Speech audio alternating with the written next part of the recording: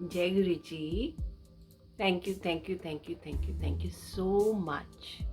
अनंतम शुक्राना मेरे गुरु जी आपका।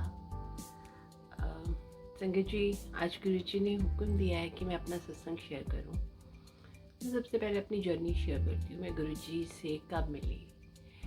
हम सबसे पहले 13 जुलाई 2014 संडे वाला दिन था। उस दिन हम गुरु जी के पास गए। वो कहते हैं ना, कुर्बान जाऊं उस वेला सुबहाई जिस तेरे द्वारे आया। तो वो घड़ी, वो वेला, उसके ऊपर मैं सच में बहुत कुर्बान चाहती हूँ, क्योंकि वो जो 13 जुलाई 2014 का डे था, दैट इज़ 13/7/7। 2014 को अगर आप कैलकुलेट करो ना, उस प्लस करो तो 7 बनता है, और जुलाई का मंथ इज़ ऑल्सो 7। तो 13/7/7। थैंक यू गुरु जी, आपने मुझे इतने अच्छे, इतने पाइसेस दिन बुलाया, जो मेरी ज़िंदगी का सबसे अनमोल दिन। आई थिंक मेरी लाइफ वहीं से स्टार्ट होती है। आई थिंक हमारी एनिवर्सरी है, हमारा जन्म है, सब कुछ है हमारा। तो मैं, मेरे हस्बैंड और मेरी मदर, हम तीनों जाने गाड़ी में बैठकर ढूंढते हुए गुरुजी के मंदिर गए, क्योंकि हमें गुरुजी के मंदिर का कोई आइडिया नहीं था। मेरे हस्बैंड को उस टाइम में थोड़ा डिप्रेशन चल रहा था, तो कभी हम कहीं जाते थे, कभी किसी फ्रेंड के यहाँ चले गए, कभी किसी रिलेटिव्स के चले गए, कि उनका दिल थोड़ा बहल जाए। उनको बहुत घबराहट होती थी और उनका किसी चीज़ में मन नहीं लगता था। तब ऐसे ही हमने कहा, चलो आज ना हम, ये कोई गुरुजी हैं छतरपुर में, इनके आश्रम में जाते हैं और फिर बाहर से डिनर करके आ जाएंगे। तो हम ऐसा प्लान बनाकर निकल गए घर से, और रास्ते में हम गूगल पे सर्च कर रहे हैं, वहाँ पे आ रहा है गुरुजी बड़ा मंदिर, और हमें तो आइडिया नहीं कि गुरुजी का बड़ा मंदिर कहते हैं उसको। तो हमें लगा पता नहीं हम सही जा रहे हैं गलत जा रहे हैं। हम रास्ते में रोक रोक कर लोगों से भी पूछते रहे। फिर वहाँ पर एक सलवान पब्लिक स्कूल होता था पहले, लेफ्ट साइड में, राधा स्वामियों के आश्रम से पहले। तो हमको वो नज़र आया, तो गूगल के अंदर ना वो उसमें था कि यहाँ पे सलवान पब्लिक स्कूल आएगा। तो हमें लगा कि हम ठीक ही आ रहे हैं। हम गुरु जी के मंदिर पहुँचे टी पॉइंट पे। वहाँ पे सेवादारों ने बाहरी रोड पर ही हमारी गाड़ी उन्होंने पार्क करवाई, और हम गाड़ी से उतर कर आगे आने लगे। तो एक ऑटो वाला था, वो आ गया सामने हमारे, और ऑटो रोक के कहने लगा कि आ जाओ, आप बैठ जाओ। तो हम उससे पूछते कि भाई आप कितने पैसे लोगे, कितनी दूर है यहाँ से जाना। इतने में सेवादार अंकल ने आवाज़ लगाई कि आंटी आप ना आगे से शटल सेवा ले लो, वो आगे शटल सेवा में चल रही है और वो आपको ले जाएंगे मंदिर। तो ऑटो वाला एकदम से बोला कि अंकल मैं भी सेवा कर रहा हूँ। तो मुझे बड़ी हैरानी हुई कि यार, ऑटो वाला भी सेवा कर रहा है, ऑटो वाला तो थोड़ी सी जगह जाने के इतने इतने पैसे मांग लेते हैं। तो हमें बड़ी हैरानगी हुई। मैं और मेरी मम्मा पीछे बैठ गए। इतने में ही ना एक गाड़ी और आके रुकी थी वहाँ पे, तो उसमें से भी एक आंटी निकली, तो वो भी हमारे साथ आके पीछे बैठ गई। मेरे हस्बैंड ऑटो वाले के साथ आगे बैठ गए। तो हम पांचों जाने ऑटो में चल पड़े, और ऑटो वाला यू टर्न लेके फिर टी पॉइंट की तरफ गया। तो मैंने रास्ते में उस आंटी से पूछा कि आप पहले कभी आए हो। वो आंटी कहती कि नहीं, मैं भी पहली बार ही आई हूँ, लेकिन ना इस मंदिर का लंगर प्रसाद सब कुछ होता है। इस मंदिर में लंगर प्रसाद के अंदर ही सारी ब्लेसिंग्स हैं, और रोटी प्रसाद में ओम दिख जाता है। तो मुझे बड़ी हैरानगी हुई कि रोटी प्रसाद में ओम कैसे दिख जाता है, और हमें तो कुछ पता ही नहीं था गुरुजी के मंदिर का। उन आंटी के थ्रू गुरुजी ने हमें मैसेज दिया कि लंगर प्रसाद ही मेन है, लंगर प्रसाद ही सब कुछ है, तो वो करके जाना है। क्योंकि हमारा प्लान था हम आएंगे, मत्था टेकेंगे और डिनर करके फिर हम घर चले जाएंगे। तो हमारा डिनर का प्रोग्राम तो वहीं पे कैंसिल। तो गुरुजी ने हमें वहाँ पर, हम 5:30 बजे पहुँच गए। 6 बजे मंदिर खुलता है। आधा घंटा पहले बाहर टेंट लगे होते थे, वहाँ पर हमें बिठाया, जहाँ पर अब गुरुजी का झूला और सजाने के लिए वो है पार्क वाला एरिया लंबा सा। गुरुजी के दरबार के एकदम लेफ्ट हैंड साइड में, समाधि के साइड में, लेफ्ट हैंड साइड में, वहाँ पे पहले टेंट लगते थे और वहाँ पे कारपेट बिछे होते थे और संगत को वहाँ बिठाते थे। फिर 6 o'clock मंदिर के अंदर लेके जाते थे। तो 6 बजे हम फिर मंदिर के अंदर, हमें दरबार के अंदर लेके गए। दरबार पूरा फुल हो गया, तो हम लास्ट में दरबार में बैठ गए। अब दरबार में बैठकर वहाँ पे बड़े अच्छे शब्द बानी, गुरबानी चल रही। हम लोगों का ना पहले रूटीन होता था, हम अक्सर कर सैटरडेज़ को गुरुद्वारे जाते थे रात को 10 बजे के करीब सुखासन के टाइम पर।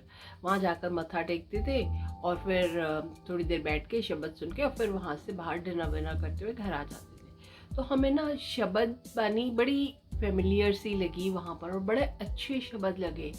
तो बहुत रस आ रहा था उस टाइम वहाँ पर दरबार में बैठ के। उस टाइम गुरु जी का स्वरूप बड़ा सुंदर लगा हुआ था, ऐसे करके हाथ रखा हो और ऐसे टेढ़े करके देख रहे, ऐसे वाला स्वरूप था गुरु जी का।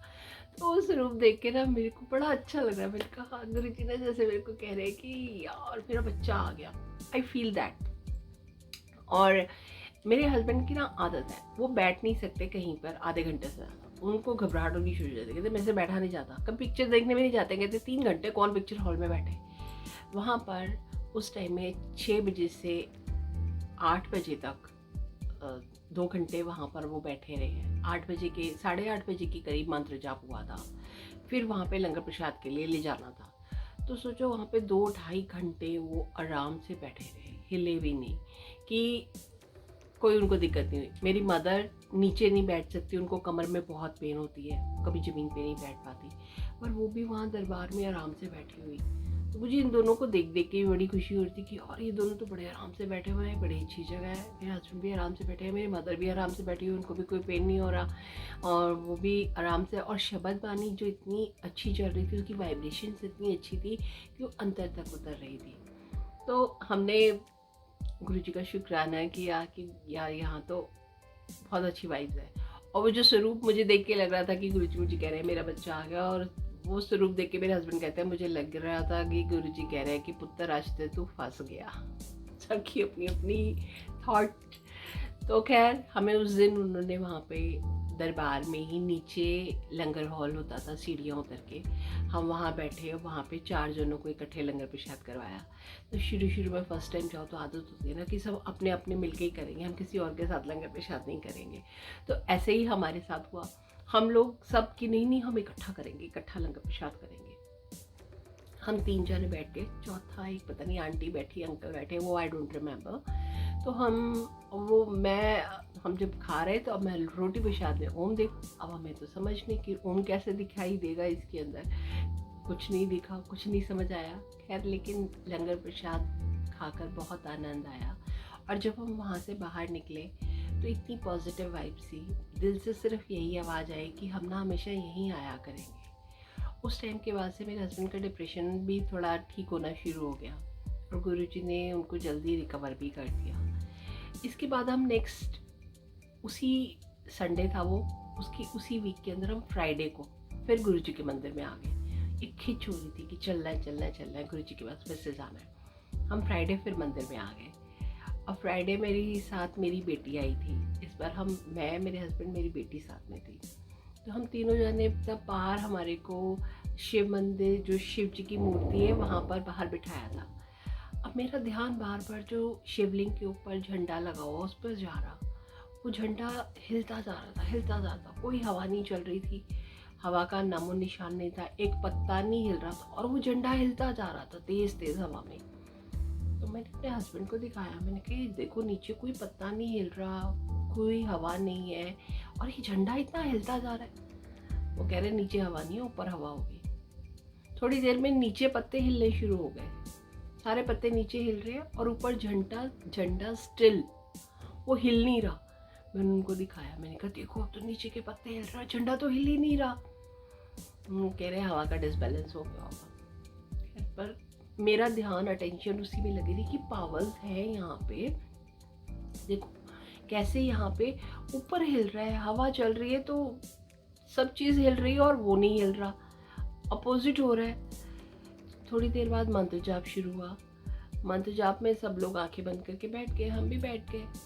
अभी स्टार्ट ही हुआ था मंत्र जाप, तो मैंने आंखें बंद की, इतनी फ्रेग्रेंस, इतनी रोजेस की फ्रेग्रेंस, जैसे बाल्टी भर के गुलाबों की किसी ने मेरे को उसमें डुबो दिया। और मैं ऐसे हो गई कि मुझसे सांस ही नहीं ली जा रही, मेरी आंखें खुल गई और मैं सोचने लगी कौन है इतना परफ्यूम लगा के गया है। मैंने इधर उधर सब तरफ देखा क्योंकि वहाँ पे तो हम ओपन में बैठे हुए हैं शिव मूर्ति के पास, तो चारों तरफ नज़र चली गई कि कौन गया कौन आया, पर कोई नहीं था। ना कोई आता हुआ दिखा, ना कोई जाता हुआ, ना कोई सेवादार, सब संगत बैठी हुई थी ध्यान लगा के। मुझे बड़ी हैरानगी हुई कि इतनी खुशबू, इतनी परफ्यूम कहाँ से आ गया इतना ज़्यादा, बहुत ही इतनी फास्ट स्मेल। मैंने अपनी बेटी को ही लाया, मैंने कहा तेरे को कोई खुशबू आ रही है? वो कह रही नहीं। मैंने अपने हस्बैंड को ही लाया, मैंने कहा आपको कोई खुशबू आ रही? कह रहे नहीं, हमें कोई खुशबू नहीं आ रही। मैंने कहा मेरे से तो सांस नहीं लिया जा रहा, इतनी फ्रेग्रेंस आ रही है, इतनी खुशबू आ रही है रोजेस की।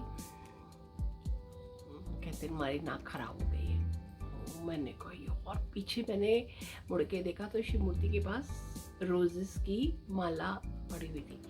क्या माला तो पहले भी थी, पर इसमें से इतनी खुशबू आ सकती है कि मेरी सांस बंद हो जाए, और इनको आई नहीं रही। खैर वो बाद में पता चला कि गुरु जी की ब्लेसिंग्स होती है, एक को खुशबू आती है, दूसरे को आती ही नहीं है, साथ वाले को आती ही नहीं है। जिसको गुरु जी ने ब्लेस करना होता है उसी को खुशबू देते हैं। तो धीरे धीरे हम गुरु जी से जुड़ते गए। एक दो सेवादार हमारी गाड़ी में बैठे कि हमें ड्रॉप कर दें, उन्हें हमने छोड़ा रास्ते में। तो उन्होंने हमें बताया कि आप गुरुजी की साइट है www.gurujimandir.com, अब वहाँ पे जाओ और उस पर सत्संग है पुरानी संगत के, आप वो सत्संग सुनो, आप शब्द गुरबानी सुनो, आपको सब कुछ उसके अंदर मिल जाएगा। तो धीरे धीरे धीरे धीरे गुरुजी के साथ कनेक्शन बढ़ना शुरू हो गया, क्योंकि जैसे जैसे आप उनको जानना शुरू करते हो आपका मन करता है आप उनको और जानो और जानो। इन बिटवीन मैंने फर्स्ट सत्संग सुना सुखमनी आंटी का, जो आयरलैंड में रहती हैं। उनका सत्संग सुन के मेरे गूज़बम्स हो गए कि यार ये तो सचमुच में परमात्मा है। उनके सत्संग में मैं जस्ट ब्रीफ करती हूँ आपको थोड़ा सा, वैसे आप यूट्यूब पे सुन सकते हो, होगा सत्संग उनका उस टाइम में, पर मैंने फेसबुक में रीड किया था। तो उनके सत्संग में था, उनके काफ़ी टाइम से बेबी नहीं हुआ था, बहुत साल हो गए थे उनकी शादी को। और जब उनका बच्चा हुआ तो पता नहीं कौन सी प्रॉब्लम थी कि उनका बच्चा हिल डुल नहीं पाता था। उनके बच्चे की कोई मूवमेंट नहीं थी बॉडी के अंदर, जस्ट एक सांस लेता था बेबी, और कोई मूवमेंट, कोई हाथ पैर नहीं हिलाता था, कोई अपनी बॉडी को मूव नहीं कर सकता था, कुछ भी नहीं था। तो बहुत रोई वो, बहुत रोई। और उनके पास गुरु नानक देव जी की गुरु ग्रंथ साहब जी थे उनके वहाँ पे आयरलैंड में। उन्होंने अपने घर में मंदिर बनाया हुआ था, गुरु ग्रंथ साहब जी रखे हुए थे। वो रोज़ रात को 2:30 बजे उठती और क्रॉल करते हुए मंदिर में अपने जाती, और वहाँ बैठकर खूब रोती गुरु जी के आगे और अरदास करती कि आपने मेरे साथ क्या किया, आपने ऐसा क्यों किया, ऐसे करके, और अरदास करती, अपना दुख उनको बताती। तो एक बार वो अपनी बेटी को लेके, जो अब 5-6 महीने की हो गई थी, गुरुद्वारे लेके गई। अब गुरुद्वारे में उन्होंने ले जाके बहुत रोई और गुरु ग्रंथ साहब जी के आगे उन्होंने अपनी बेटी को रख दिया और उनसे अरदास की कि आपने ये मेरे को क्या दिया, इससे तो अच्छा आप मेरे को कुछ ना ही देते। तो जब उन्होंने ऐसे बोला, उनकी सिस्टर्स आती, उन्होंने उस बच्चे को गुरु ग्रंथ साहब के आगे से उठा के उनकी गोदी में रखते हुए कहा कि ऐसे नहीं बोलो, ऐसे क्यों बोल रहे हो। वो बहुत रो रही अपने बच्चे को हाथ में पकड़कर। अचानक से उनकी बेटी ने, जो कि हिल डुल भी नहीं पाती थी, कुछ मूवमेंट नहीं कर पाती थी, खींच के जोर की थप्पड़ उनके मुंह पे मारा। वो हैरान रह गई, ये छोटा सा 5-6 महीने का बच्चा जो हिल भी नहीं पाता, जो अपनी बॉडी भी नहीं मूव कर पाता, इससे मेरे को कैसे खींच के थप्पड़ मेरे मुंह पे मार दिया। उनको रियलाइज़ हुआ कि परमात्मा ने उनके मुंह पे थप्पड़ मारा है। वो फिर उन्होंने सर्च करना शुरू किया नेट पर। तो उनको पता चला कि बच्चों की फिजियोथेरेपी होती है, उनका ट्रीटमेंट होता है और बच्चे रिकवर कर जाते हैं। तो वो धीरे धीरे उसकी फिजियोथेरेपी वगैरह करवाने लग गई। तो कुछ उस बच्चे के अंदर चेंजेस आने लग गए धीरे धीरे फिजियोथेरेपी से और कुछ और मेडिसिन से। उनका स्पेशल फूड होता है ऐसे बेबीज़ का, तो उनके लिए स्पेशल फूड आता था। जब वो बच्चा 1.5-2 साल का हो गया था तो वो इंडिया आई, चंडीगढ़। उनकी मदर बीमार थी तो उनसे मिलने के लिए आई। तो उनका बैगेज इतना ज़्यादा हो गया था, ऑब्वियसली बाहर कुछ लिमिटेड वेट ही होता है जो अलाउड होता है, 25 kg या 23 kg अलाउड होता है। उनका बैगेज का वेट डबल हो गया था, ऑलमोस्ट डबल था, क्योंकि बच्चे का स्पेशल फूड वगैरह था और वो काफ़ी टाइम के लिए जा रही थी इसलिए। तो उन्होंने रिक्वेस्ट की कि भाई मेरा ये बच्चा ऐसा स्पेशल वो है तो आप मेरे को ले जाने दो, लेकिन उन्होंने एयरलाइन वाले मान नहीं रहे थे। तो बड़ी वो परेशान हो गई थी। पर अचानक से उनको पता नहीं क्या हुआ, एयरलाइन वालों को, उन्होंने एक्सेप्ट कर लिया कि अच्छा ठीक है, आप कुछ नहीं देना, हम आपको ऐसे ही भेज रहे हैं। तो बिना कोई एक्स्ट्रा पैसे दिए हुए, सेम एयरलाइन से, बिना कोई बैगेज वहाँ पे छोड़े हुए, वो अपने बच्चे का पूरा बैगेज जो 50 kg से अबव था वो लेके आ गए। उन्होंने thank you obviously Guru Nanak Dev ji को कहा, क्योंकि उस टाइम वो गुरु जी से मिले नहीं थे और वो गुरु नानक देव जी को ही मानते थे, गुरु ग्रंथ साहब जी की पूजा करती थी, तो उनको शुक्राना किया। तब फिर वो जब चंडीगढ़ आई तो उनकी मदर थोड़ी ठीक हुई, तो उन्होंने कहा कि वो ना गुरुजी हैं, उनसे मिलने के लिए जा रहे हैं। तो उन्होंने कहा तूने चलना है तो चल। तो वो भी रेडी हो गई कि ठीक है मैं भी चलती हूँ। जब वो वहाँ जा रही थी मंदिर गुरुजी से मिलने चंडीगढ़ में, तो उससे पहले गुरुजी ने वहाँ बैठी सारी संगतों को बोला कि आज मेरी बेटी आ रही है आयरलैंड से। वो रोज़ रात को मुझे 2:30 बजे उठ के ना जगाती थी। तो जब वो मंदिर में पहुँची तो लोगों ने उनको देखा, तो ऑब्वियसली वो गुरुजी से आके मिली, तो गुरुजी ने कहा आजा आजा मेरा पुत्र आ गया। तो वो बड़ी हैरान हुई। तो उनको इतनी हैरानगी हुई कि ये कौन है। तो लोगों ने बताया कि उन्होंने उनको आने से पहले ही बोल दिया था कि आज मेरी बेटी आ रही है, जो रात के 2:30 बजे मुझे उठ के जगाती थी और मेरे साथ झगड़ा करती थी। तो बड़ी हैरान हुई कि मैं क्रॉलिंग करके धीरे धीरे अपने रूम से बाहर जाती थी, आज तक मेरे हस्बैंड को नहीं पता कि मैं रात के 2:30 बजे उठती थी और मैं जाके मंदिर में बैठती थी और अरदास करती थी। इनको कैसे पता है, ये कौन है, इनको कैसे मालूम है। उन्होंने उनके चरणों में मत्था टेका, उनको बोला कि आप कौन हो, आप तो साक्षात रब हो। गुरुजी ने उनको शिव के रूप के और गुरु ग्रंथ साहब जी के 10 गुरुओं के दर्शन करवाए और गुरुजी ने उनको बताया कि मैं एक ही हूँ, मैं ही हूँ। उन्होंने उनको बोला कि आप अपनी बेटी को कल लेके आना। तो उसने कहा कि वो चल नहीं पाती है। उसने कहा कोई बात नहीं, तो लेके आ। वो व्हील चेयर पे नेक्स्ट डे अपनी बेटी को लेके आई। उसकी बेटी व्हील चेयर पे थी, चल नहीं पाती थी, पर गुरुजी के मंदिर पहुँच के वो अपने आप व्हील चेयर से उठ के गुरुजी के पास गई और जाके वहाँ पे जय जय, पता नहीं जय जय बोला, पता नहीं कोई वर्ड बोला, कुछ उसने बोला बच्चे ने। तो बड़ी हैरान हो गई। गुरुजी ने ना उनको लंगर प्रसाद दिया कि ये थोड़ा सा इसको खिला। उसके गुरुजी, इसको स्पेशल फूड होता है, ये नहीं खा सकेगी। गुरुजी ने कहा नहीं, तो उसको खिला, चाहे उसको 2 बाइट खिला, पर तू खिला। उन्होंने वो दाल रोटी की बाइट बच्चे को खिलाई और वो खाने के बाद उनकी लड़की पूरी तरह से परफेक्ट हो गई। और ये जो सत्संग मैंने सुना, पढ़ा, मेरे इतने गूज़बम्स हो गए कि भाई तो सच में पावर है। अच्छा, फिर उन गुरुजी ने उनको एक और बात बोली। उन्होंने 1-1.5 महीने के बाद जाना था अपने आइलैंड। तो उन्होंने बोला कि ना तेरा ना फ्रिज ख़राब हो गया है और तेरे हस्बैंड ने उसको बेसमेंट में डाल दिया और उसमें कबाड़ा भर दिया। इसने अपने हस्बैंड को फ़ोन किया कि भाई फ्रिज कोई प्रॉब्लम है कोई वहाँ पे। उसके हस्बैंड ने मना कि नहीं नहीं बिल्कुल ठीक है, ऑल इज़ ओके। तो उसने कहा अच्छा ठीक है। जब ये वापस आइलैंड गई तो उसने देखा कि एक्चुअली में वहाँ पे उनका फ्रिज ख़राब हो गया था और उसके हस्बैंड ने उसको बेसमेंट में डाल दिया था और उसको कबाड़ा बना दिया। तो ये जो सारा सत्संग मैंने पढ़ा, ये फर्स्ट सत्संग था जो मैंने पढ़ा था गुरुजी के बारे में।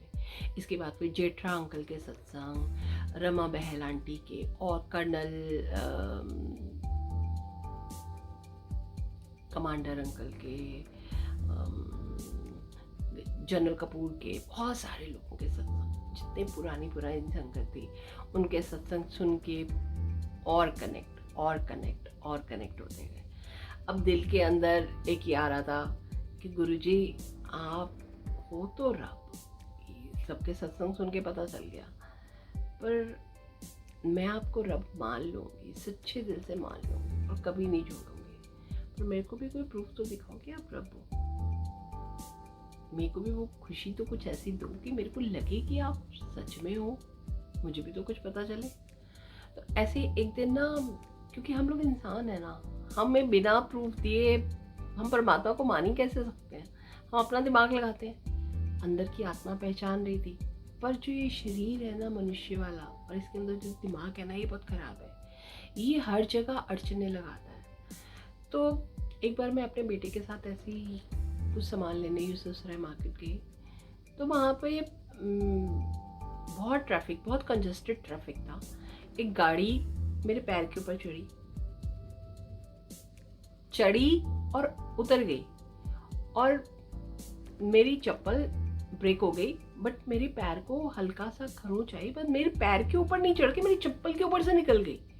सोचो मतलब कितना सा डिस्टेंस रहा होगा कि गाड़ी में चढ़ी, पहिया पूरा मेरी चप्पल के ऊपर आ गया और मेरे पैर को नहीं कुछ हुआ, और चप्पल मेरी थोड़ी सी ब्रेक हो गई, लेकिन हल्की सी खरोंच मेरे पैर में आई, और मैं एकदम स्टन हो गई कि ये क्या हो गया। और मैं कांप रही कि भाई मेरा तो पैर क्या। मुझे फील, मेरा इतनी हीट मेरे पैर से निकलनी शुरू हो गई। मेरे बेटे ने मेरा हाथ पकड़ा, वो गुस्सा होने लग गया गाड़ी वाले को। मैं कहा शांत हो जा, कुछ नहीं हुआ, मैं बिल्कुल ठीक हूँ, थोड़ी चप्पल ही शायद टूटी है, मेरे को ठीक है। बट उस टाइम मेरे पैर से इतनी हीट निकल रही थी, जैसे लग रहा था मेरे पैर पे सचमुच में गाड़ी चढ़ गई है। तो गुरुजी ने वो मुझे एक एक्सपीरियंस दिया, फर्स्ट एक्सपीरियंस, कि देख मैं साथ होता हूँ तो मैं कैसे प्रोटेक्ट करता हूँ। सच में वो ये पॉसिबल नहीं है, चप्पल तो पैर में आप प्रॉपर पहन के ही चलते हो ना, लेकिन ये पता नहीं कैसे हुआ, वो गाड़ी पूरी निकल गई और मेरी पैर पे कुछ नहीं हुआ। शुक्राना है मालिक का, उन्होंने हर जगह हमें प्रोटेक्ट किया। इसके बाद हर जगह, क्योंकि जब हम सरेंडर कर देते हैं ना अपने परमात्मा को, तो वो हमारी हर जगह रक्षा करते हैं, हर पल हमारे साथ होते हैं। बस हमें बार बार उनसे टेस्ट नहीं लेने होते। लेकिन हम इंसान है ना, सुधरते नहीं है, हमारे अंदर बहुत सारी कमियाँ हैं। अच्छा, ऐसे ही हमें गुरुजी का ये हुआ कि मैं सबके सत्संग सुनती थी, गुरुजी ने सबको दर्शन दिए, गुरुजी ने सबको ब्लेसिंग्स दी। अभी था हमें भी मिलना है, गुरुजी आप हमें भी दर्शन दो, साक्षात दर्शन चाहिए मुझे, ऐसे दर्शन नहीं चाहिए, फोटो में नहीं चाहिए। ओम दर्शन हर जगह होने लग गए, हर जगह ओम दर्शन, रोटी प्रसाद में भी ओम दर्शन। नीचे कुछ गिर गया, घर पे फर्स्ट सत्संग हुआ, दाल थी कि सब्जी थी, वो नीचे गिरी, वो ओम बन गया पूरा। आज भी फेसबुक पे उसका होगा कहीं ना कहीं फोटो। तो मतलब हर जगह एवरीवेयर गुरु जी के ओम दर्शन होने लग गए, लेकिन सेटिस्फेक्शन नहीं हो रही थी कि नहीं, मेरे को तो आपको साक्षात देखना है, आपको छूना है, सबसे बड़ी चीज़ आपको छूना है। तो डिमांडें हमारी बहुत ज़्यादा हो जाती है ना, आपसे जब ही बानी है, आपको हक करना है, वो परमात्मा है, वो तो जानते हैं हम इस काबिल भी हैं या नहीं। हम तो मांग लेते हैं, हमें तो आपको मिलना है, हमें तो आपको चाहिए, आप चाहिए हमको, पर हम इस काबिल हैं या नहीं है, हम ये नहीं सोचते हैं। खैर एनी विच वे, तब 2000, हाँ एक और सत्संग इन बिटवीन हुआ 2015 के अंदर।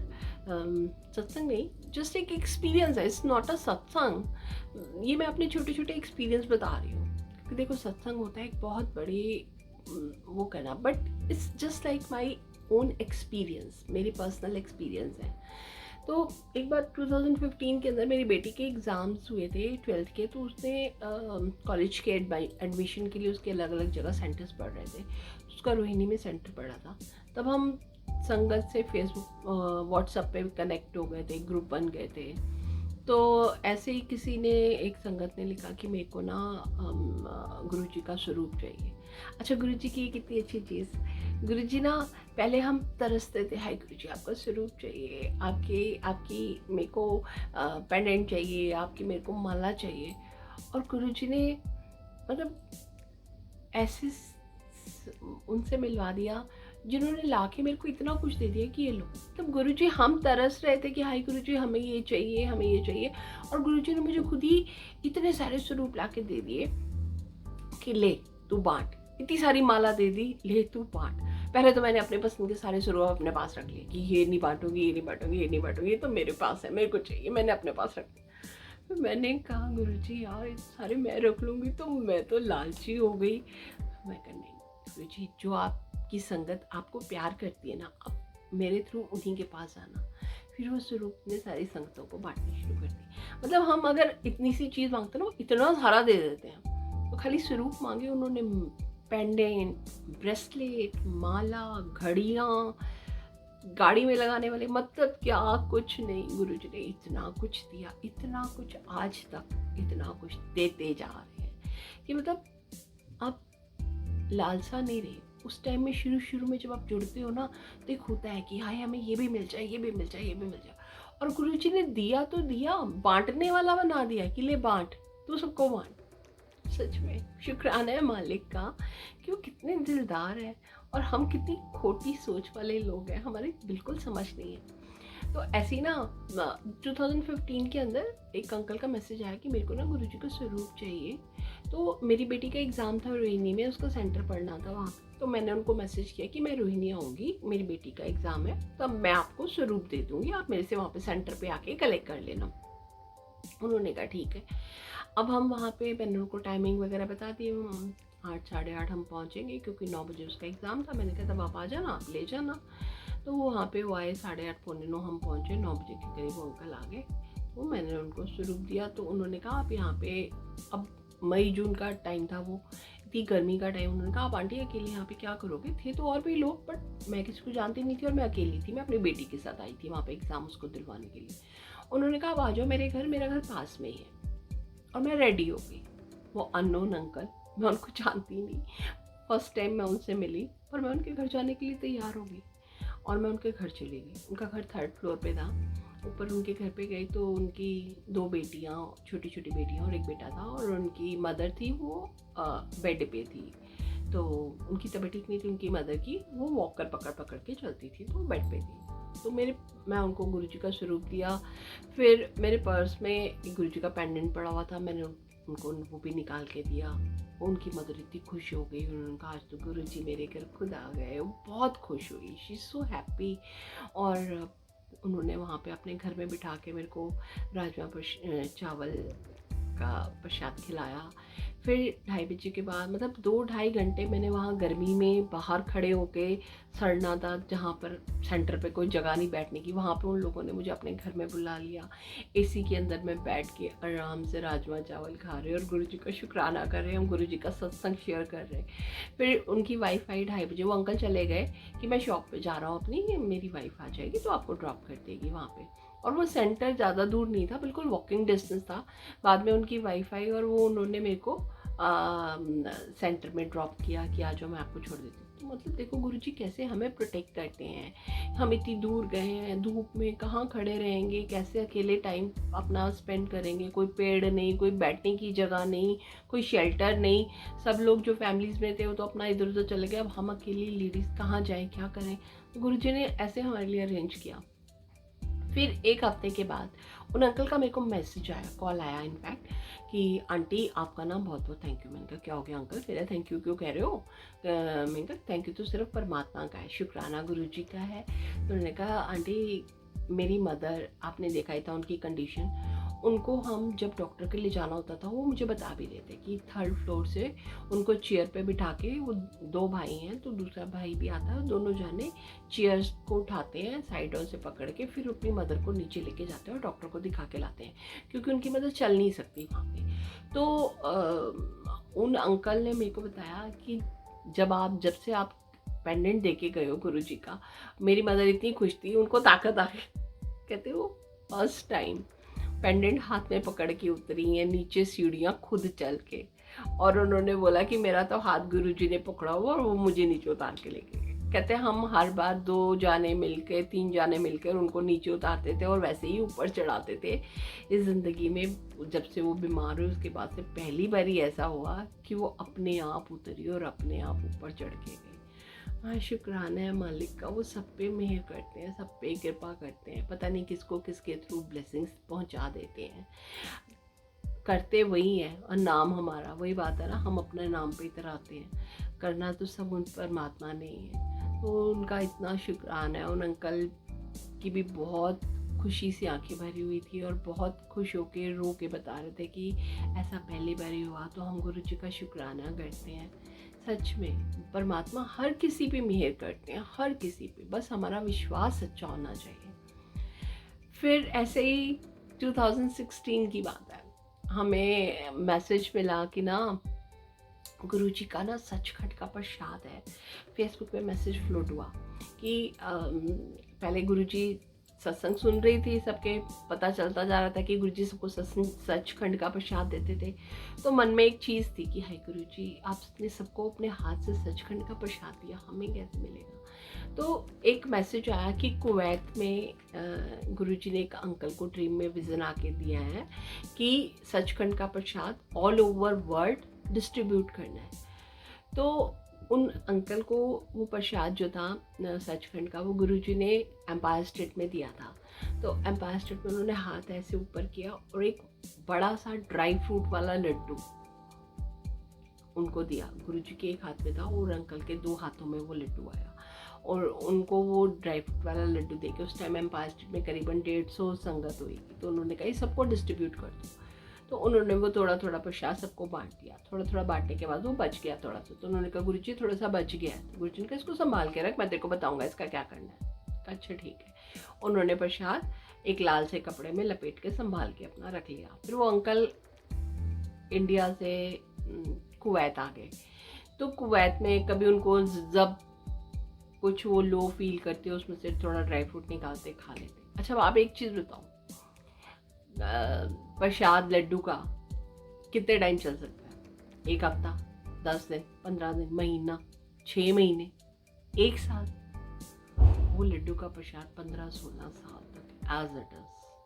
वो उसमें से जब उनको प्रॉब्लम होती, थोड़ी बहुत टेंशन होती, वो थोड़ा सा उसमें से ड्राई फ्रूट निकालते खा लेते। कुछ टाइम के बाद जब वो क्वाइट शिफ्ट हुआ, उन्होंने बंद करके रख दिया उसको फिर उन्होंने नहीं छेड़ा। तो उनके ड्रीम में गुरुजी आए विजन में। गुरुजी ने कहा मैंने जो तेरे को प्रसाद दिया था उसको बाहर निकाल, इसको बढ़ाना है और वर्ल्ड वाइड सारी जगह इसको बंटवाना है। गुरुजी ने ही उनको एक्सप्लेन किया कि 5 प्यारे बिठाने हैं और इस सचखंड के प्रसाद को 5.25 किलो मिश्री लाकर उसमें कुट के पीस के बढ़ाना है। उन अंकल ने जब वो खोला ना प्रसाद चेक करने के लिए, तो जो वो लड्डू था वो कन्वर्ट हो गया था धागे वाली मिश्री के रूप में। और गुरुजी ने उनको बोला कि तुम 5.25 किलो मिश्री लेके आके 5 प्यारों को बिठा के प्रॉपर 2 घंटे के सत्संग के अंदर शबद बानी चला के इस प्रसाद को बढ़ाना है और फिर इसको सबको डिस्ट्रीब्यूट करना। तो वो जो प्रसाद था कुवैत में उन्होंने ऐसे बढ़ाया 2 घंटे का सत्संग करके, और उस प्रसाद के अंदर वो वाला जो गुरुजी का प्रसाद था मिला दिया। फिर वहाँ से वो प्रसाद दुबई आया। दुबई में 7 डेज 7 अलग अलग संगत के घर में सत्संग हुआ और सबने उस प्रसाद को ऐसे ही बढ़ाया, 5 प्यारे बिठा के प्रॉपर 7 डेज। तब तक प्रसाद किसी ने वो नहीं करा, मिक्स नहीं करा, कुछ नहीं करा, जूठा नहीं करा, और उस प्रसाद को बढ़ाते गए, इंक्रीज करते गए।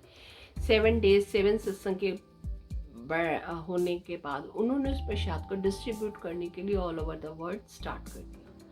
तो जब ये मैसेज हमें मिला तो हमें पता चला, मैंने कहा गुरुजी जब आप थे, आपसे अपने हाथ से सबको प्रसाद देते थे, अब हमें अब कौन पूछेगा कहाँ कुवैत, कहाँ दुबई, कहाँ हम इंडिया में, यहाँ दिल्ली में बैठे हैं, हमें कौन देगा, कहाँ से मिलेगा हमें प्रसाद, हमें कौन जानता है, कैसे आएगा हमारे पास।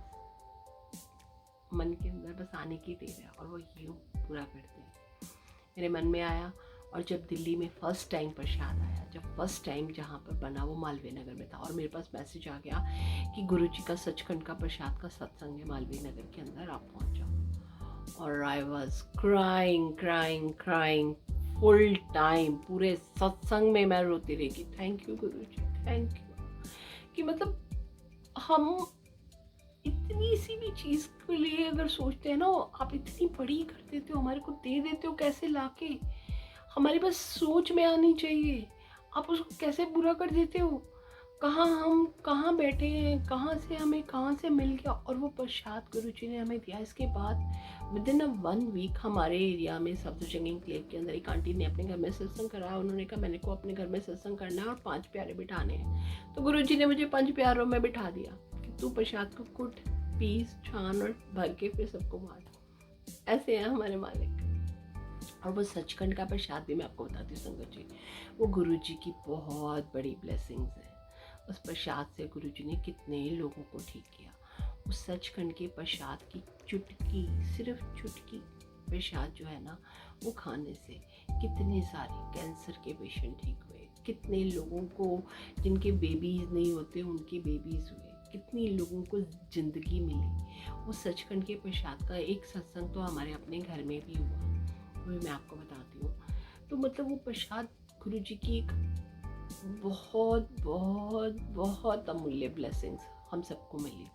लेकिन वो प्रसाद बढ़ाने का प्रॉपर वे वही है कि आप पंच प्यारे बिठा के प्रॉपर सत्संग के अंदर उसको करना है। ऐसे नहीं कि आप अपने घर में मिश्री लाए और बढ़ा लिया और कर दिया और बांटनी शुरू कर दी। आजकल जैसे जगह जगह होना शुरू हो गया, हर जगह हनी वर्षा हो रही है और हर जगह लोग हनी ला ला के बड़ा बड़ा के बांट रहे। ऐसे नहीं होता, करना है तो प्रॉपर वे में, और वो तभी होगा जब हम सच्चे दिल से परमात्मा को मानेंगे, उनके हिसाब से चलेंगे। तो बस फिर सचखंड के प्रसाद का आपको सत्संग सुनाती हूँ जो हमारे साथ हुआ। मेरे हस्बैंड के चाचा जी हैं, सुंदरनगर रहते थे, तो वहाँ पर उनकी तबीयत बहुत ख़राब हो गई। डॉक्टरों ने उनको जवाब दे दिया। सभी कहने लग गए उनके बेटे कि आप ना एक बार आके उनको मिल लो, उनका ये शायद लास्ट टाइम है, अब आपको आना ज़रूरी है, आप एक बार आ जाओ। तो हमने कहा चलो हम चल पड़ते हैं। अब 13 अप्रैल 18 शायद 18 था, 2018 की बात है, 17 की बात है, not remember the year, but day I was remembering कि 13 अप्रैल था, हमारी बैसाखी का दिन था और हमारी एनिवर्सरी थी। तो मैंने अपने घर में गुरु जी का जल प्रसाद रखा हुआ, गुरु जी की गद्दी लगाई थी, मैं वही जल प्रसाद लेके निकल गई कि हम चलते हैं। हम वहाँ पे गए, उनकी कंडीशन बहुत ख़राब थी, उनके हार्ट ने वर्क करना बंद कर दिया, उनकी किडनी फेलियर हो गया था, उनकी लीवर ने फंक्शन करना बंद कर दिया, उनके सारे ऑर्गन्स काम करना बंद कर दिए थे और डॉक्टर ने कहा था उनके बॉडी में कुछ नहीं बचा। बट उनका बेटा चाह रहा था कि एक बार मैंने इनको सुंदरनगर हिमाचल में है, तो वहाँ से चाह रहा था कि मैं एक बार इनको चंडीगढ़ PGI हॉस्पिटल में जाके दिखा दूँ, वो गवर्नमेंट हॉस्पिटल में एक बार वहाँ पे जाकर दिखाना चाहता हूँ, तसल्ली करना चाहता हूँ। ठीक है, डॉक्टरों ने जवाब दिया। हम सब ने अपना माइंड मेकअप किया हुआ था कि नहीं है कुछ, लेकिन स्टिल ही वांट्स कि मैं एक बार वहाँ पे जाके दिखाना चाहता हूँ। नहीं तो मेरे को अंदर से रहेगा, मैंने अपने पापा को अच्छे हॉस्पिटल में नहीं दिखाया, गवर्नमेंट हॉस्पिटल में जाके नहीं दिखाया, कि प्राइवेट हॉस्पिटल वाले तो सारे पैसे खाने के चक्कर में होते हैं। तो हम किसी तरह से, वो काफ़ी हेल्दी थे, हाइट काफ़ी थी, 6 फीट की हाइट थी और काफ़ी हेल्दी थे, 100 kg से वो उनका वेट था। तो हम उनको लेकर आए, एम्बुलेंस में लेकर PGI हॉस्पिटल आए। उसी दिन हम सुंदरनगर पहुंचे थे रात को। नेक्स्ट डे मॉर्निंग में ही हम उनको हॉस्पिटल से लेकर फिर चंडीगढ़ आ गए। तो मतलब हमारा पूरा टाइम ट्रैवलिंग में ही गया था। रात को 3 बजे हम पहुंचे थे और सवेरे हम 8-9 बजे उनको लेके फिर निकल गए थे चंडीगढ़ के लिए। तो हम खुद भी बड़े एग्जॉस्ट हो गए थे और उनकी तबीयत तो बहुत ही ख़राब थी। जब हम हॉस्पिटल में लेके गए PGI, तो डॉक्टर ने उनको देखते ही हम लोगों को डांटना शुरू कर दिया कि इनके शरीर में कुछ नहीं बचा, आप इनको यहाँ पे क्यों लेके आ गए इतनी दूर, क्या है इनके अंदर, बॉडी के अंदर कुछ भी तो नहीं है, इनका कोई भी ऑर्गन काम नहीं कर रहा, हार्ट भी बंद हो रहा है। अब उन्होंने उनके हाथ बांधे, टांगे बांधी, मुंह पे पट्टियाँ बांधी और एक हाथ से प्रेशर करने वाला वैक्यूम उनके मुंह में पाइप डाल के अंदर डाल दी और हमको बोल दिया आप इसको प्रेस करते रहो, ऑक्सीजन देते रहो इससे इनको, क्योंकि वहाँ पे वेंटिलेटर खाली नहीं, वहाँ पे इतना रश हॉस्पिटल के अंदर, इमरजेंसी वार्ड के अंदर इतना रश, कोई वहाँ पे स्ट्रेचर नहीं, कोई जगह नहीं, कोई रूम नहीं, कोई बेड नहीं, कुछ नहीं। हॉस्पिटल की इतनी बुरी कंडीशन थी वहाँ पे, इतने पेशेंट, हम सब लोग और भी टेंशन में, क्या करें कैसे करें। उन्होंने अपने थोड़ा जुगाड़ करने की कोशिश की कि कहीं से कैसे किसी तरह से वेंटिलेटर अरेंज हो जाए। तो उन्होंने बोला रात तक हम करते हैं, अगर हो जाता है हम आपको बताते हैं वेंटिलेटर का अरेंजमेंट। खैर उनको पंप कर रहे, सब बैठे हुए वहाँ पे। तो आने से पहले ना मैंने चंडीगढ़ में सुखमनी बोरे आंटी हैं जिनकी बुक है माई स्पिरिचुअल जर्नी विद गुरु जी, तो मैंने उनको मैसेज किया था कि हम ना चंडीगढ़ आ रहे हैं, सुंदरनगर जाने से पहले, तो हम ना चंडीगढ़ आ रहे हैं और मेरे को ना आपकी बुक चाहिए। हमने कहा था ठीक है, जब आप आओगे मेरे को बता देना, मिल लूँगी मैं। तो फिर वहाँ पे आके मैंने उनको बोला कि मैं ना ऐसे PGI हॉस्पिटल में हूँ इमरजेंसी में और मैं आ नहीं सकती, मैं तो यहाँ पे हूँ, तो आप अगर आ सकते हो तो आप आ जाओ, मेरे को आपकी बुक्स चाहिए। I was so surprise. गुरु जी की संगत इतनी प्यारी होती है ना, सच में। वो आंटी इतनी दूर से खुद वहाँ पे हॉस्पिटल, मेरे ख्याल मोहाली रहते हैं कि कहाँ रहते हैं पता नहीं, भूल गई मैं। वो वहाँ पर आए इमरजेंसी में हॉस्पिटल के बाहर, और मेरे को उन्होंने बुक दी। मैंने एक बुक मांगी थी, उन्होंने 7 बुक्स दे दी, कहते आप सबको बांट देना। And I was so happy उनसे मिलकर, क्योंकि गुरुजी ने उनको कहा था ये मेरी फैमिली है। जब वो लोग गुरुजी के पास गए थे, और गुरुजी ने उनको भी पूरे शिव के साक्षात उनको, उनके ग्रैंडफादर को दर्शन कराए हुए। उनके अपने फादर मैक्स हॉस्पिटल में एडमिट थे, बट स्टिल उन्होंने मैनेज किया, मेरे पास आई और मुझे उन्होंने बुक्स दी। तो मेरे मन में आ रहा था मैं भी इनको कुछ दूँ। मैं क्या दूँ? मैंने अपना पर्स खोल के ढूंढना शुरू किया कि अच्छा कोई गुरुजी का पेंडेंट या कुछ मिलता है। तो अचानक से मेरी नज़र गई, मेरे पर्स के अंदर गुरुजी का सचखंड का प्रसाद पड़ा। वो मैंने उनको बोला, मैंने कहा आंटी आपके पास टिश्यू है? वो कहती है हाँ। मैंने कहा लो निकालो, मैं आपको सचखंड का प्रसाद देती हूँ। And she know about that prasad. कहती है वो कुवैत वाला प्रसाद है? मैंने कहा हाँ जी हाँ जी। कहती हाँ लाओ। तो फिर मैंने उनको टिश्यू पेपर में डाल के थोड़ा सा प्रसाद दिया। मैंने कहा आप सब लोग थोड़ा थोड़ा ले लो और अपने पापा को दे देना, बिकॉज आई जस्ट वॉन्टेड कि मैं भी कुछ दूँ। मेरे लिए तीनों स्पेशल आई है मेरे लिए बुक्स लेके, तो मैं उनको कुछ देना चाहती थी। तो उनको मैंने प्रसाद दिया, तो उन्होंने फिर मिली हमसे अच्छे से, फिर वो चले गए। अब वहाँ पे इमरजेंसी वार्ड पे, उससे पहले मेरे को नहीं पता था कि मेरे पास मेरे सचखंड का प्रसाद भी पड़ा है। तो अब उनको देने के बाद मेरे को रियलाइज़ हुआ कि मेरे पास प्रसाद है। तो मैंने ले जाके चाचा जी के मुंह में पट्टियाँ बंधी हुई थी, तो मैंने चाचा जी को बोला कि आप थोड़ा सा डाल दो इनके मुंह में। वो कहती तो खुद ही डाल दे। मैंने वो पट्टियों के अंदर उनके मुंह में थोड़ा सा सचखंड का चुटकी सा प्रसाद डाल दिया। उस टाइम वो कह रहे थे कि बेबी वेंटिलेटर का अरेंज होगा, देखते हैं। और हमारी कंडीशन इतनी ख़राब हो गई थी क्योंकि वहाँ पे ना बैठने की जगह ना कहीं कुछ। हम सारी रात के एग्जर्ट हो गए थे पूरा ड्राइव करके, फिर दोबारा ड्राइव करके वहाँ पर आए थे, और सारा दिन वहाँ पे हॉस्पिटल में, और वो सब देख के इतना ज़्यादा एग्जॉस्ट हो गए थे। घर के उनके लोगों ने तो पूरा माइंड मेकअप कर लिया था कि गए, इन्होंने नहीं बचना। तो हमें वो कहते कि अब आप देख लो, अब न आप जाओ क्योंकि थके हुए हो, अब कहाँ यहाँ पे जगह भी नहीं है कुछ, तो आप लोग निकल जाओ, कुछ होगा तो हम आपको बता देंगे, अब हॉस्पिटल में आप देख लेंगे जैसे भी होगा। तो हमने कहा ठीक है। जाने से पहले मैंने गुरुजी से अरदास की। मैंने कहा गुरुजी देख लो, संभाल लो, अगर कुछ होना है ना तो मैं चंडीगढ़ मत पार करने देना, क्योंकि फिर दोबारा आना नेचुरली अगर कुछ हो गया तो हमें इमीडिएट आना कितना मुश्किल हो जाएगा। मैंने कहा हमें फिर पार मत करने देना चंडीगढ़, हमें यहीं रख लेना, चाहे हम कहीं पे भी एडजस्ट हो जाएंगे, कहीं पे भी होटल ले लेंगे, कुछ भी, अगर इनको कुछ आपने करना बस इतना हमारा वो रख लेना, बाकी आपकी मर्जी, आपने रखना है जो करना है आपकी मर्जी, हम आपसे कुछ नहीं कह रहे। सिर्फ इतनी सी मैंने अरदास की थी कि अगर कुछ होना है ना तो चंडीगढ़ मत पार कराना, जो होना है पहले ही हो जाए, क्योंकि दोबारा चंडीगढ़ पार करके हम चले गए फिर दोबारा आना बहुत मुश्किल हो जाएगा हमारे लिए, इतनी ट्रैवलिंग करनी। गुरुजी की मेहरबानी देखो, उनको वेंटिलेटर का अरेंज हो गया, और तकरीबन 4-5 दिन के बाद डॉक्टरों ने उनको घर भेज दिया, and he is all right. पूरे 2 साल वो बिल्कुल ठीक ठाक रहे, उनको कहीं कुछ नहीं, और मेरे ख्याल 2-2.5 साल के बाद उनकी फिर डेथ हुई। जितना टाइम गुरुजी ने उनको ब्लेस करना था, जितना उनका लाइफ का टाइम बख्शा था, जितने उनके कर्म कटवाने थे, गुरुजी ने उनको वो दिया। ऐसे मेहर करते हैं मालिक। उस टाइम जब सब लोग घर के माइंड मेकअप कर चुके थे कि ये नहीं बचेंगे, गुरुजी ने उनकी ज़िंदगी बख्शी। जब डॉक्टरों ने हाथ खड़ी कर दी कि इनके अंदर कुछ नहीं है, कोई ऑर्गन काम नहीं कर रहा, स्टिल गुरुजी ने उनको लाइफ दे दी। तो ये सिर्फ परमात्मा कर सकता और कोई नहीं कर सकता। तो शुक्राना है मालिक का, अनंतम अनंतम अनंतम शुक्राना है। वो इतनी मेहरें करते हैं गुरुजी की। और बहुत से सत्संग है अमेजिंग, मतलब नॉट सत्संग, क्योंकि हर चीज़ को आजकल हम सत्संग बना देते हैं ना, इसलिए मुंह पे सत्संग वर्ड चढ़ गया। But it was experience, our own experience, जो इतने अमेजिंग है ना। पर आजकल ना थोड़ा हिसाब अलग हो गया है।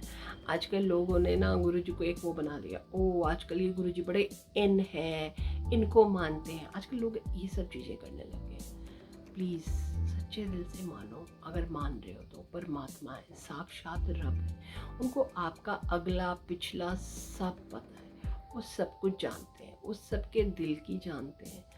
आप जो सोच रहे हो ना वो भी उनको पता है, आपका आगे वाला कल पीछे वाला घर, आज तो वो जानते ही जानते हैं, सब वो जानते हैं। तो बस आप बस उनसे सच्चे दिल से जुड़ो और उनको सच्चे दिल से सरेंडर करो। आपको बिना मांगे कुछ नहीं मांगना पड़ेगा, वो सब देते जाएंगे। वो इतना भर भर के झोलियाँ देते हैं ना कि हमारी झोली छोटी पड़ जाती है। इतना बड़ा बड़ा देते जाते हैं हम सबको, बस हम सिर्फ शुक्राना करते चलें। वो अपने आप हमारे सारे काम बनाते जाते हैं। तो थैंक यू सो मच मेरे मालिक।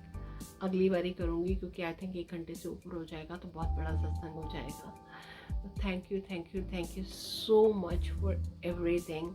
अगली बारी बाकी के अपने एक्सपीरियंस शेयर करूँगी जो गुरु जी के साथ हुए। थैंक यू मेरे परमात्मा, थैंक यू मेरे मालिक, अनंतम शुक्राना मेरे गुरु जी। जय गुरु जी।